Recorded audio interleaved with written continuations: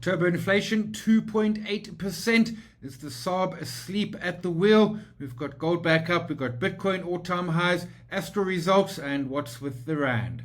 Hello and welcome to JC Direct, episode 611 for 21 November, recorded just ahead of market open. My name is Simon Brown. This podcast is brought to you by Just One Lap. Let's get into the inflation data. So we got inflation out yesterday, Wednesday. It was 2.8% for October. Remember, target is 3 to 6. Remember, the governor likes 4.5%. I suppose in the governor's defense, core inflation was 3.9. And a lot of that 2.8% was petrol price, food. But what we've got here is the prime, which is the blue, the inflation, which is the green. And the gap between prime and inflation is about the biggest it has been since the late 90s. We are in fundamentally uncharted territory in terms of how much we are being squeezed. It is conceivable that prime could be 9.5, like really 9.5, to get us to a decent point relationship between the two. The current level is absolutely insane. We have a Monetary Policy Committee meeting announcement this afternoon, 3 o'clock, where the governor will announce the new rate. Consensus is a 0.25% cut.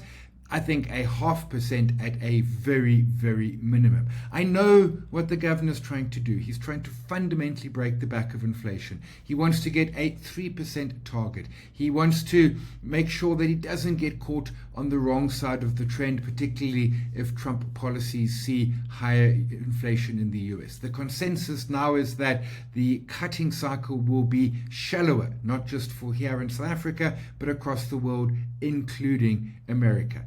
All well and good, but an 11.5% prime and 11.25% if they take a 0.25% drop is frankly insane in the current world. It absolutely is crazy, and we need to get back to a proper relationship between the two.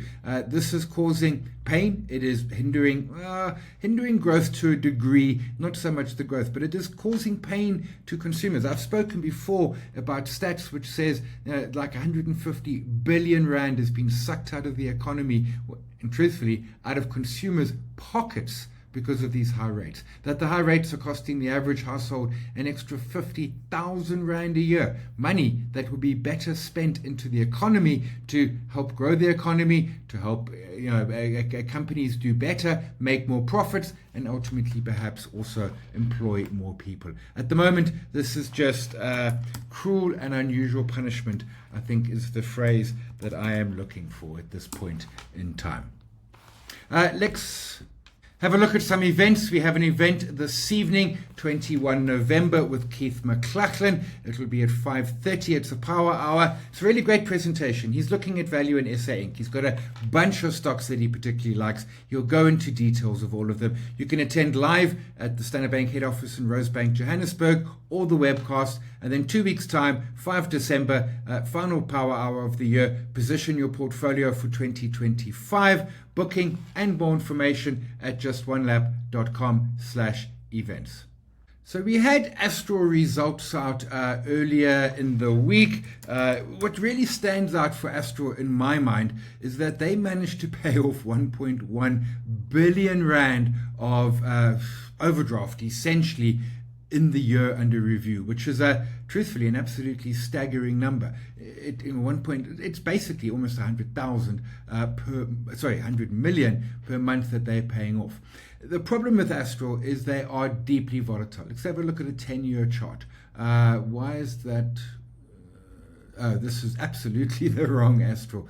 I'm used to just typing Astral and not getting other options. I don't want the one listed in India. I need the one listed in South Africa. And what we have here is a stock that has barely given you any return in the last decade. Hugely volatile. The market absolutely did like the results. They were good.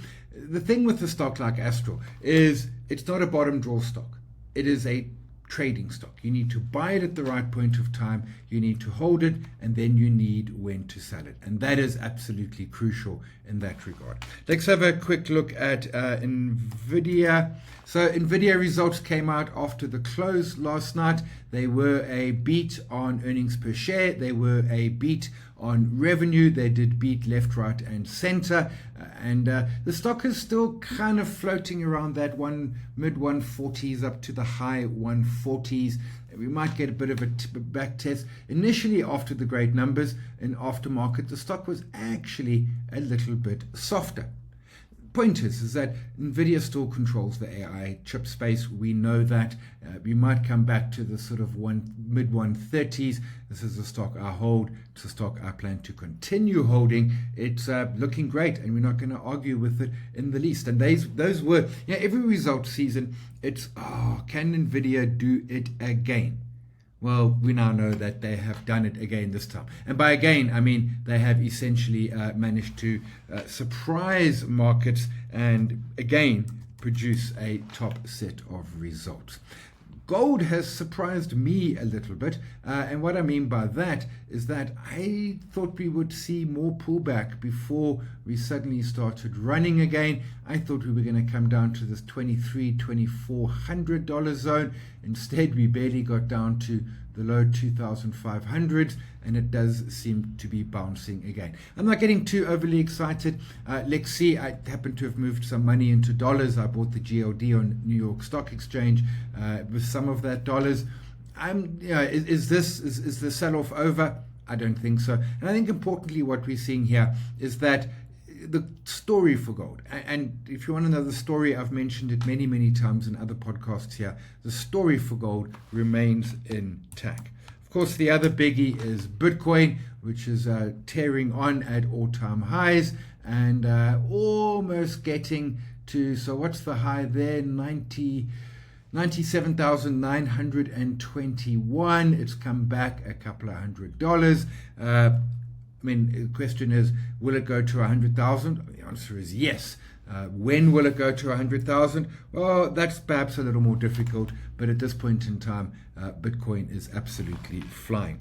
DXY, we've seen some currency weakness. Why are we seeing currency weakness? Because we are seeing dollar strength. And that's just the story. It's back up in that resistance zone. Where does it go from here? We'll find out in time. But this really is the story. That's, the daily chart there. In fact, I want to flip that to the weekly chart. That gives me looking exactly the same, which is weird and suggests to me my data might not be excellent. What we've got is a strong dollar. And as long as this dollar remains strong, the rand is going to remain weak. Although weak at 1813, 1805, there's about, I still think a sub 17 is on the cards. Will we get it this year? It's going to be a hard ask, is the honest truth. It's going to absolutely be a hard ask, but I still think that we will maybe first half of next year. And in part, let's see what the MPC does this afternoon. I'm going to park it there, short show. I recorded this entire show yesterday and then only to discover that there was a problem with audio and I got left looking silly, and to then try and reproduce the entire 20 minutes again is just beyond me this morning, to be perfectly honest.